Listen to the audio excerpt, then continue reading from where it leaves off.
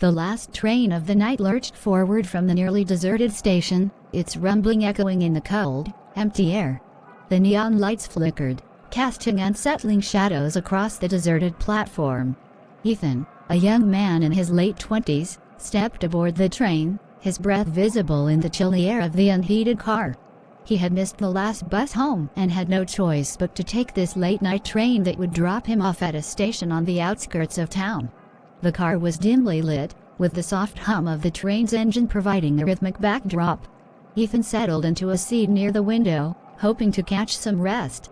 As the train accelerated, he noticed the few other passengers scattered throughout, an elderly woman in a tattered coat, a businessman with a newspaper, and a couple of teenagers with headphones in. Their presence barely registered with him as he tried to drift off. Minutes passed, and the train continued its journey, each station more deserted than the last. The dim lights flickered sporadically, casting eerie shadows that seemed to dance across the walls. Ethan's eyelids grew heavy, but he remained alert enough to notice a strange thing. The passengers had grown eerily quiet, their conversations hushed to barely audible murmurs.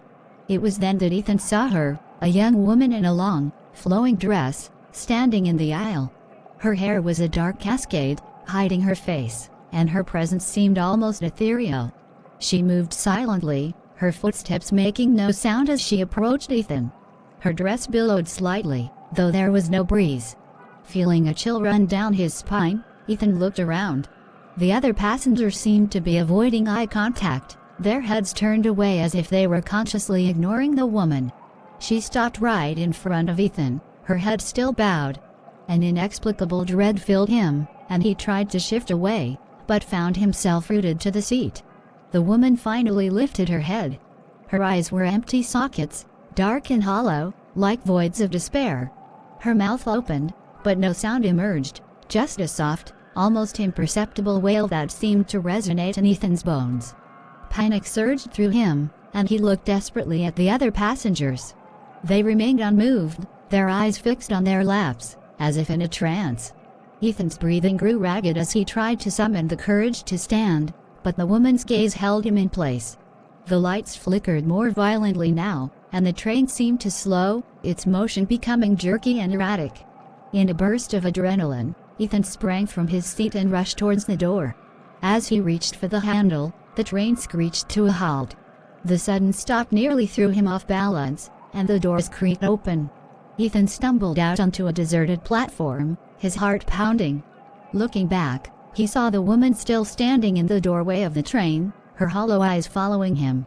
The platform was dark and empty, save for a single dim light at the end. Ethan didn't dare wait. He sprinted towards the light, hoping it would lead him to safety. The platform stretched endlessly, and the light seemed to retreat as he ran. The air grew colder, and the silence was oppressive. Ethan's breath came in ragged gasps as he pushed forward, desperation fueling his flight. Finally, he reached the end of the platform. There was no exit, only a sheer drop into darkness. Ethan's heart sank. He turned to face the train, now eerily silent and still, its lights off. The woman was gone.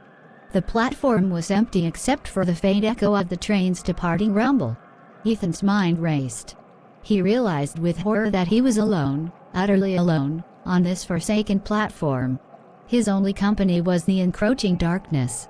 The train's last, fading wail seemed to mock him, and he could do nothing but stare into the void, wondering if he had just become the latest passenger of the train that never stops, eternally destined to ride its haunted rails. As the darkness enveloped him, Ethan felt the chilling realization sink in: he had never truly escaped the train. It had merely let him off at the end of its route, where the real nightmare began.